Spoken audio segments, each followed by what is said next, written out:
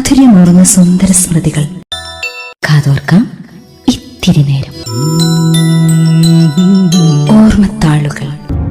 എന്തിനോടുമുള്ള അമിത ഭ്രമമാണ് നമ്മളെ തെറ്റായ വഴിയിലേക്ക് നയിക്കുന്നത്. അപ്പോൾ വികാരത്തെ നിയന്ത്രണ വിധേയമാക്കേണ്ടതുണ്ട്.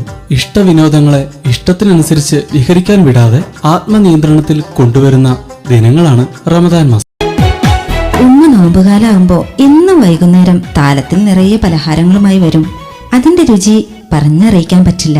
ഐസ്താത്തയുടെ സ്നേഹത്തിൽ ചാലിച്ച പെരുമാറ്റം മാത്രം മതി രുചികരമായ ഭക്ഷണം കഴിക്കാതെ തന്നെ വയറ് നിറയാൻ എന്നൊക്കെയാണ് പണ്ഡിറ്റ് രമേശ് നാരായണൻ ഓർക്കുന്നത്. ചെറിയ വയസ്സിൽ ഹാരിസ് മാസ്റ്ററിന്റെ കീഴിൽ ഞാൻ സംഗീതം പഠിച്ചിട്ടുണ്ട്. അയൽവീടായിരുന്നു അദ്ദേഹത്തിൻ്റെത്. അദ്ദേഹം സംഗീതം പഠിക്കാൻ എൻ്റെ വീട്ടിലും വരുമായിരുന്നു. സംഗീത കുടുംബമായിരുന്നു ഞങ്ങളുടേത്. അച്ഛൻ നാരായണ ഭാഗവതർ, അമ്മ നാരായണി, ഇവരായിരുന്നു എൻ്റെ ഗുരുനാഥന്മാർ. ആഴത്തിലുള്ള ബന്ധമായിരുന്നു ഹാരിസ് മാസ്റ്ററുമായി ഞങ്ങൾക്കുണ്ടായിരുന്നത്.